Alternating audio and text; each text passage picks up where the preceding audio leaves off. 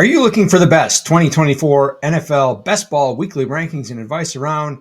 Then get ready for the Week 11 IDP Plus Best Ball podcast.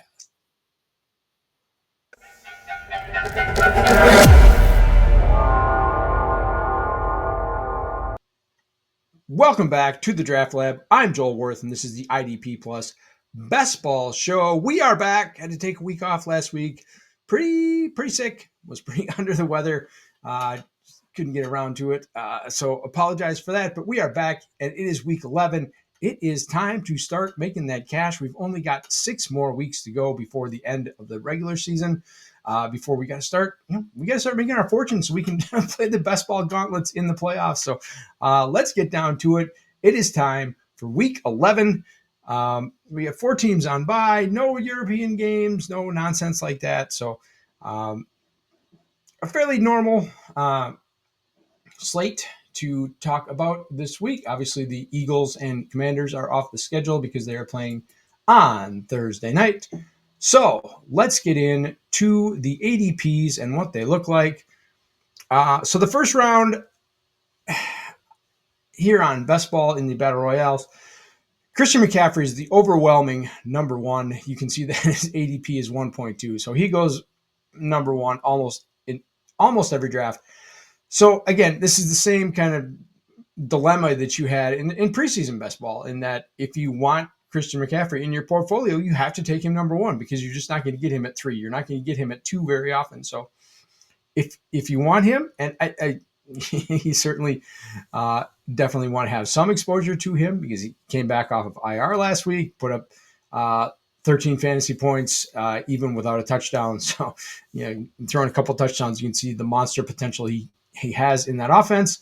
So you definitely want some exposure. There's obviously arguments to be made for other players this week, but he is the overwhelming number one. And if you want to have some exposure to him, you're going to have to take him at number one. That's just kind of the way it is. It's not a 2-person top tier like it was last week with Saquon and Justin Jefferson, where you might get 1 at 1 and 1 at 2, and you kind of treat your exposures that way.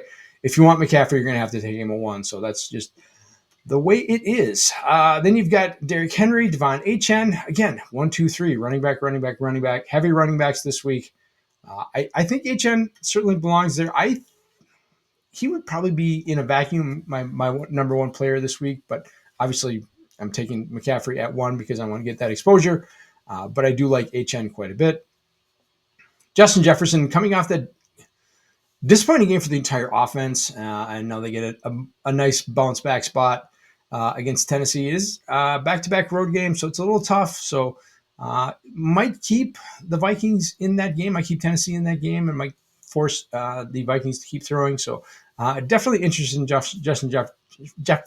Justin Jefferson. Easy for me to say, but he's not a top tier guy, or a top of the tier guy like he was last week. And then Lamar Jackson, Amon-Ra St. Brown.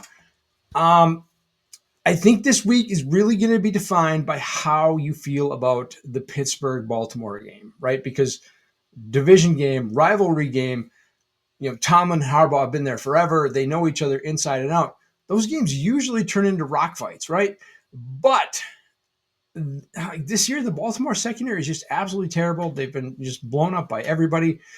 So, is this a game that, kind of shoots out, which would be very antithetical to what this series typically is, but it certainly could happen. So you need to be prepared for that.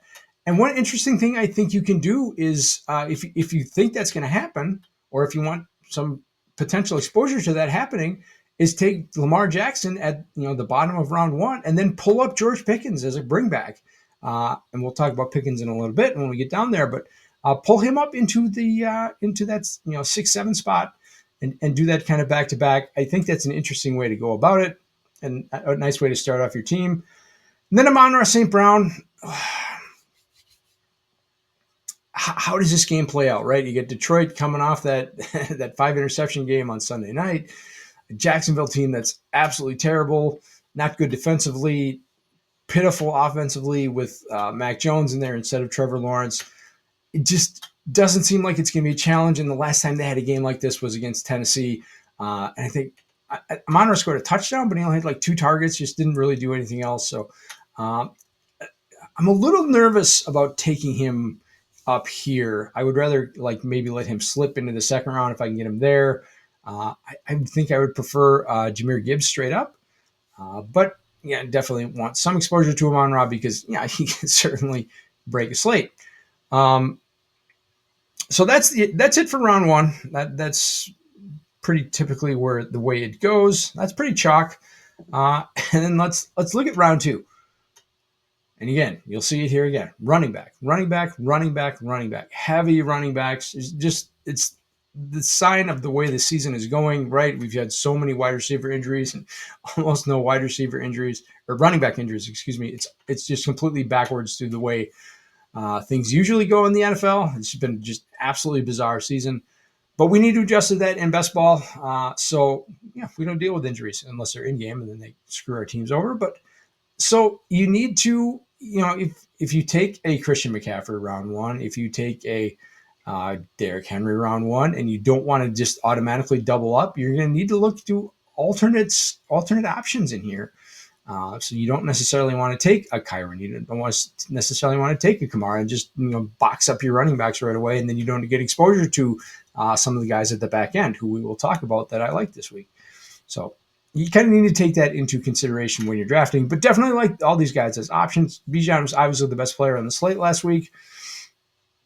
Kamara with a nice matchup against Cleveland, and obviously with Olave and Shaheed out, he's really the only option on that offense. Kyron Williams, Jahmyr Gibbs, again, like I said, I kind of prefer Gibbs over Amon-Ra St. Brown in that game just because of the way I kind of expect it to play out. And then Travis Kelce. Kelce, Chiefs get Buffalo. If you look at what he did against Buffalo last year, pretty good. He was 6 for 83 on 10 targets in the regular season meeting, and then 5 for 75 and 2 touchdowns in the playoffs on 6 targets. He's been an integral part of the game plan there, and I expect him to be so again this week. He's put up just monster numbers the last 3 weeks ever since DeAndre Hopkins came into Kansas City. Travis Kelce has been completely unlocked. So number one tight end this week, and kind of an elite option, someone I'm definitely looking at in the second round because, again, if I want to diversify my lineup, don't want to go double running back right away and lock that myself out, that's a nice option there in the second. And then Puka Nacua, who was one of my favorite players of the week, he has come up basically a full round in ADP. When the week started, he was closer to 20. He was around 17, 18, something like that, basically at the end of the third round. And now he's all the way up in the end of the second round. Just absolute target monster. Had 14 last week on Monday night, 4 in the first quarter before getting ejected for throwing a punch in the Seattle game. Double-digit targets in his first game back against Minnesota. Hey, like we're chasing targets with our receivers. That's all we're doing is just chasing targets. One, the volume, he's getting it. So definitely a lead option. And it was at the point where I was having to force myself to stop drafting him early in the week because I was just taking him, above ADP. And I almost, I had to stop taking him so I could get exposures to players around him. Now that he's moved up, it's not as easy to just grab him like it was. So getting back to drafting him again when he becomes available, but obviously he has come up quite a bit. So let's move on to round 3. And that's going to start with Josh Allen. Speaking of guys who are moving around, Josh Allen's dropped about a round. Earlier in the week, he was kind of right up there with Lamar Jackson at the bottom of round 1, early round 2. The elite quarterbacks there. You got to remember, no Jaden Daniels this week, no Jalen Hurts. Because they're off the slate. So not a lot of elite quarterbacks. Obviously, Patrick Mahomes doesn't really qualify as an elite quarterback anymore. So it's if you want an elite, and the matchup with KC is very interesting. He's obviously had some really good games against them in the past. Wasn't last year. His 2 games against them in the regular season and the playoffs were not bad, but not fantasy elite games. So an interesting option. You can kind of see why he's fallen. We talked about George Pickens. trying to pull him up and match him with Lamar Jackson. I got to admit, I didn't see this coming. I didn't see the Russell Wilson renaissance and didn't see him unlocking George Pickens, but it's happened, and we got to pay attention to it. Tyreek Hill, a little bit of a concern with the wrist injury, getting in limited practices. He's going to play, but how much is that affecting him? Kittle and Bowers, a little nervous about Kittle this week. Some injury issues. It doesn't sound like he's moving that well. He's a guy who tends to play through those kind of things, especially with a big division game against Seattle. But a little bit concerning there. And then Bowers, really like this week, coming off the bye, but Miami's been very good in the passing game. Their defense has been fairly stingy. So I like him in a vacuum, but just a little bit nervous about that.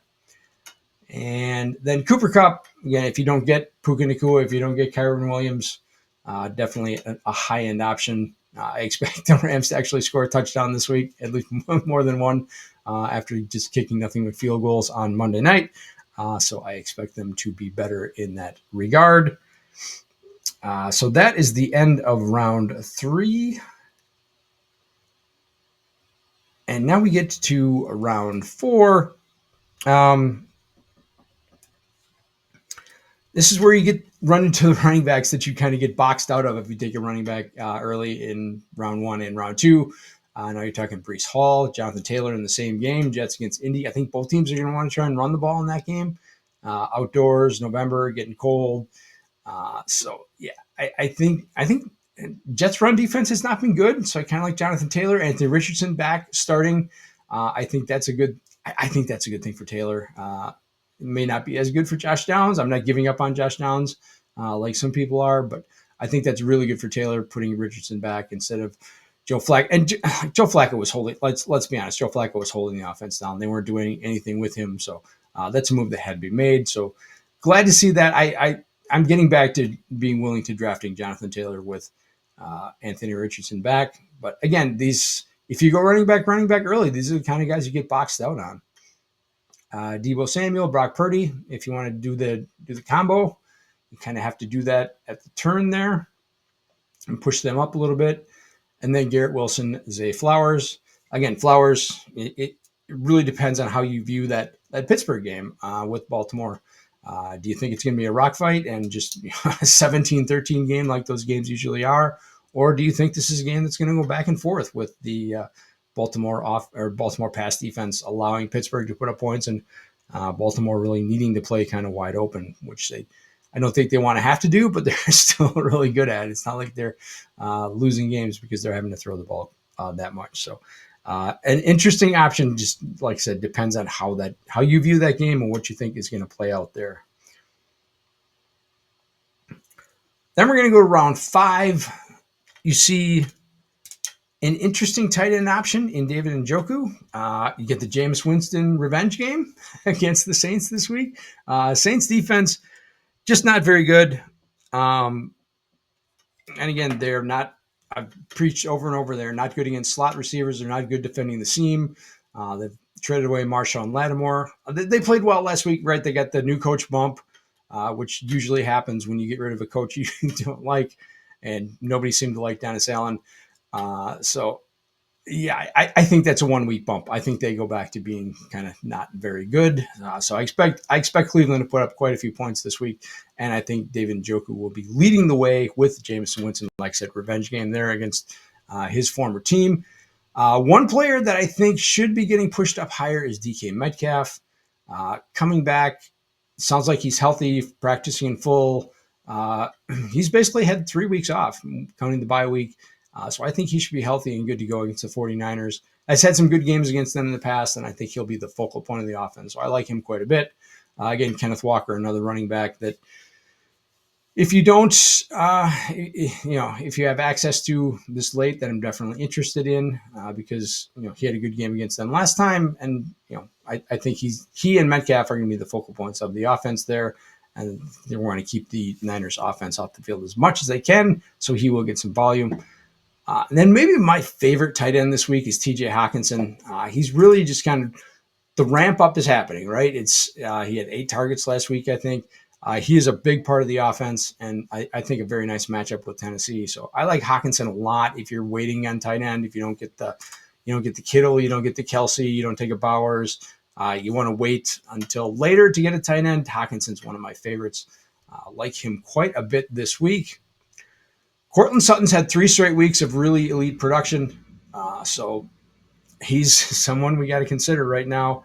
And I don't mind stacking him with Bo Nix. A nice matchup with Atlanta. So that's a back end stack you can kind of take advantage of there. And we'll talk about Drake London in a second. I think he's pretty underrated. Let's just go ahead and move down to Patrick Mahomes is there. Round 6, again, starts with David Montgomery, who is probably my favorite 6th round, real late round pick. If you get here and still need to have a running back spot open, definitely like David Montgomery. I think they're just going to blow out Jacksonville, and he's just being in line for a lot of kind of grinder work. So I think a lot of volume and obviously the opportunity for a few goal line touchdowns. So like Montgomery a lot this week, and especially given his cost and that you don't have to take him until this basically your last pick. So definitely like that. Drake London's another guy that I like at the very back end of the draft. Sounds like there's some Achilles injury or soreness issues with Darnell Mooney, which would leave just kind of Drake London and Kyle Pitts. Obviously, tough matchup. Denver's got a great secondary, but if Drake London's the 1A and 1B, if the offense is going to run through him, then I definitely want some of that volume. He had double-digit targets last week. Got to think that's going to go up even a little bit, even more if Darnell Mooney's not available. So I like him quite a bit. So again, 2 guys at the back end of the draft that I like, and I would be like, I'd more than happy to push them up into the 5th if you don't like what you're seeing there, if it doesn't match what your roster needs. Cedric Tillman, how high has that guy come up? Unbelievable, just completely unlocked with Deshaun Watson out of the lineup and Jameis Winston in. So he's been terrific when he's played. Big target volume, like that quite a bit. Andrews, again, how do you think that game is going to play out? Is Baltimore going to put up enough points for a tight end? Kareem Hunt, I don't love this week. Even though Buffalo's run defense is really good, he's just been really inefficient, and if he doesn't get the touchdowns, then he's just not a great option. So it is a good matchup on paper, but Buffalo's run defense has been better the last couple of weeks. They're not kind of the sieve that they were earlier in the season. So I'm not huge on Kareem Hunt, but definitely want to have some level of exposure. Jared Goff, obviously an elite option at quarterback. I don't think he's going to throw 5 interceptions this week. I think that's definitely not in the cards. But someone I'm more than fine playing unstacked because there's just so many options in that passing game. It could go to Gibbs, it could go to Amon-Ra, it could go to Khalif Raymond, it could go to Allen Robinson. Who knows? But I do think they're going to score a lot of touchdowns. I do think they'll move the ball through the air. So I do like Goff, and if you have to take him unstacked, I'm okay with that. And then Jaden Reed, Packers play Chicago. Chicago plays a lot of zone defense. They're a heavy cover 3 team that obviously favors Jaden Reed and Romeo Doubs. And so Doubs is someone as a scroll down option we'll talk about a little bit. I like him as a scroll down. He had 2 touchdowns in the game against Chicago last year. No targets in the game at Green Bay, but I do like Doubs as a scroll down. It's a differentiator to get yourself a little bit of differentiation in your lineup. But definitely like Jaden Reed here at the back end of the 6th round too. So that's a nice play. Now let's talk about the scroll down options. Again, you got to in a tournament of almost 50,000 entries, you got to find a way to differentiate yourself somehow. So if you need to go off the board, I talked about Bo Nix, who I like pairing with Cortland Sutton. So if you need a quarterback late and you have Sutton, I like that option. If you just want to go Sutton, Nix in the 5th and 6th round, I've definitely done some of that in some of my drafts. Josh Jacobs against the Bears. Bears have been really good against the pass and pretty good against the run. I think Green Bay definitely wants to run the ball. They've been very, very low pass rate over expectation team. They just run the ball way more than expected this season. And I think they want to, like Jordan Love has had interception issues. There's just no getting around that. And I think they want to try to mitigate that. And Josh Jacobs will get the ball. We'll definitely get some volume. And remember that Aaron Jones had a monster game against the Bears week 1 last year. So definitely like the Jacobs spot. And he's someone I'm kind of holding that running back spot open for to get some exposure to. And then, Jordan Love, same game. Again, he's another quarterback, just like Jared Goff, that I'm okay playing unstacked. Don't necessarily feel like I need to have a Jaden Reed or a Romeo Dobbs. But if you do and you want to pair them together, I like that as well. Calvin Ridley against Minnesota.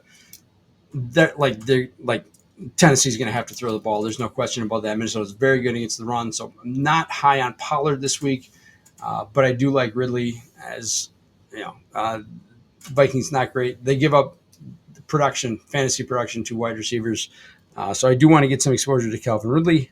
He's had a couple big games lately. James Cook against Kansas City. All the way down here, ADP of 35.2. So probably getting drafted in like 20% of drafts. Always the opportunity for a couple, short touchdowns. The guy's just good for 80 yards and a touchdown every week with some upside beyond that. So definitely do not want to leave him out. Aaron Jones against Tennessee. Tough matchup on paper. Tennessee's run defense is very good. But again, it's a game I expect the Vikings to win fairly handily. So I expect Aaron Jones to get a lot of volume, both in the passing game and kind of in the running game. And JSN, who, has just randomly popped off with a few monster games. I think this game kind of leans into DK Metcalf, but if San Francisco decides they want to take Metcalf away, then JSN's going to be a nice option. And he, like I said, he has shown some double-digit target available or possibilities in his games. He's had that monster game a couple weeks ago before the bye, where he was the number 1 player on the slate. So it's really interesting that he's this far down to where he's not even getting drafted, and probably even a quarter of drafts. So yeah, definitely need to save a spot for him and get some exposure to that. Josh Downs, we talked about earlier. Like, people are just giving up on him because Flacco's out and Anthony Richardson is in. He's shown some chemistry with Anthony Richardson. Obviously, Richardson has not been great. It's not been good, honestly, but I don't think this is just an absolute killer for Josh Downs. So if everybody's just shying away from him, I want to have some exposure. I want to zig when people zag if they're zagging away from Josh Downs, because I don't think this is a death knell for him at all. Ramondre Stevenson. Let's talk about him. Patriots get the Rams. Rams defense, obviously not that good. They're going cross country. I think they're going to put up some points. So Ramondre is going to get some work. Like, Antonio Gibson's just been relegated to the dustbin. He's just not a factor anymore at all. So the entire basically pass or run game offense goes through Ramondre Stevenson. So I think he's someone, again, it's really tough to leave running back spot open this far down, but I want to get some exposure as well, because that could be a very high scoring game. We don't think about New England being in shootouts, but Drake May's showing a spark, and Rams defense is not great. Good spot for New England with the Rams on a short week coming across country. So definitely want to get some Stevenson exposure as well. If you don't, if you think that game really could shoot out, then Hunter Henry is a nice option at tight end too, if you want to wait. And then we need to talk about the Bears, DeAndre Swift, Rome Odunze, DJ Moore. Obviously, they fired Shane Waldron this week. So I think that kind of puts all these guys into play, because we just don't know how this offense is going to look. I don't think Thomas Brown is a great play caller. He had the job in Carolina at the end of the year last year, but after Frank Reich got fired. But I think they'll make things easier for Caleb Williams. Obviously, he has struggled, but I think they're going to go ahead and make things easier for him, give him some easy reads, and that should open up some offensive production for the rest of the skill players around him. like I say, whether that's Odunze or whether that's DeAndre Swift. I kind of like this for Roschon Johnson because I think they'll try and run a little bit more to kind of take pressure off of Caleb Williams. Obviously, Roschon is not, he's not draftable in a 36-player draft. But DeAndre Swift certainly should be. And Keenan Allen comes back into play. DJ Moore comes back into play. Rome Odunze comes back into play. I don't hate the idea of taking Caleb Williams. Obviously, I think there's better options when you only need you draft 6 quarterbacks, but you don't want to take just a stab here and there just in case he kind of goes off. So that's it. That's kind of the list of scroll down options. It's kind of big picture. It's a really interesting week in that other than CMC is obviously getting drafted 101. A lot, but I don't think he's like the chalk, tier above everyone else. I think it's a very flat tier. I think there's a lot of options for building your lineup. So it should be a very, very interesting week. Hopefully we get some more production than we did last week. Very low scoring. And you really needed to kind of just almost have the nuts just to have any kind of decent score last week. So a very interesting week. I think there should be a lot more production this week than there was last week. And I think we're going to see some really interesting rosters. You can really build some really nice on paper kind of rosters, teams with, Justin Jefferson and Tyreek Hill and Amon-Ra St. Brown, right? That's a team you can build. Thinking about the preseason best ball. That was 3 guys who were basically going in the top, 6, 7. You can have them on your roster this week. So you're going to put some really nice rosters together on paper. We will see how they play out. So before we go, let's talk about the IDP Plus website. You can get a 20% off site-wide subscription with the promo code PROPS. We're coming down to the wire in your managed leagues. Only about 4 more weeks to go before we hit the playoffs in your redraft and dynasty leagues.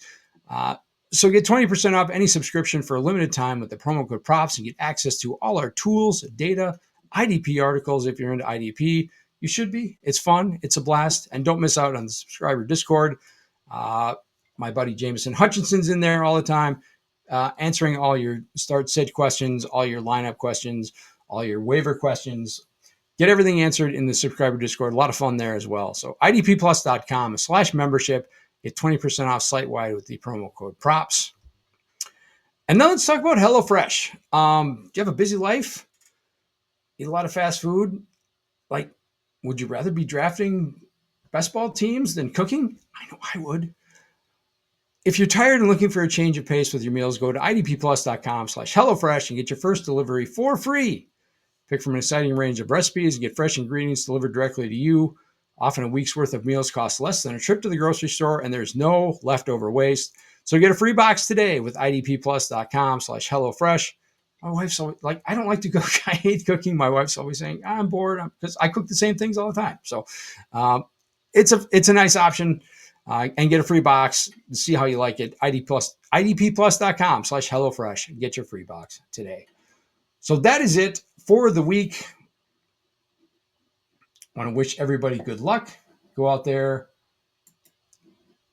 get your bags, get your money. Like I said, we only got about 6-7 more weeks until we hit the playoffs and the gauntlet comes.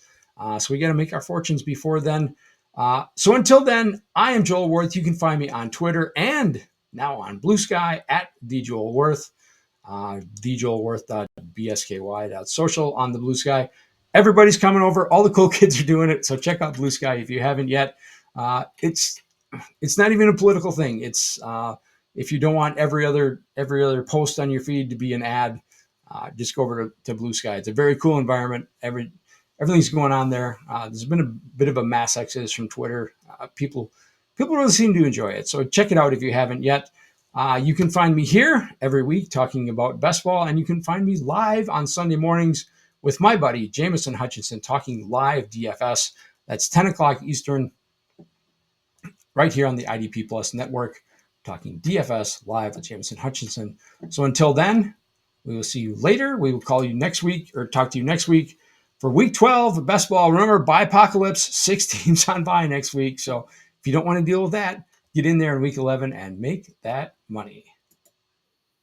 Thank you for watching the IDP Plus YouTube network. If you enjoyed this video, give it a thumbs up and don't forget to subscribe to our channel. Be sure to tap the bell icon to get notified whenever we upload new content.